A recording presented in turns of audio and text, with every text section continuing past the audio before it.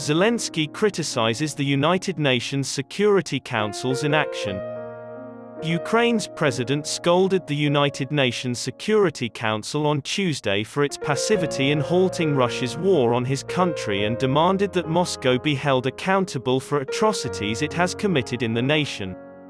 President Volodymyr Zelenskyy claimed Russia is turning the UN Security Council veto into a right to die, since it has used its veto to stop any action in the council.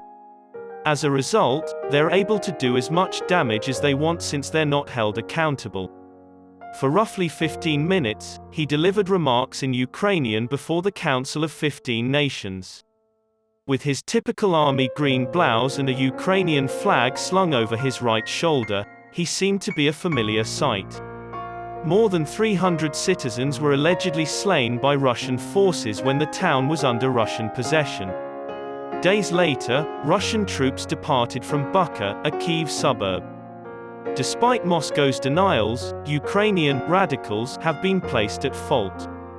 He insisted that those responsible for the crimes against his people be held to account. Diplomats were also shown a brief but gruesome film of dead corpses in different Ukrainian cities, including Bucha, by Zelenskyy. All the victims had been burnt beyond recognition.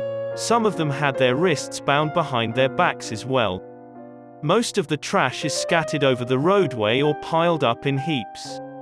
At least one child's body was found among the dead. Also on display was a mass burial, which was clearly visible.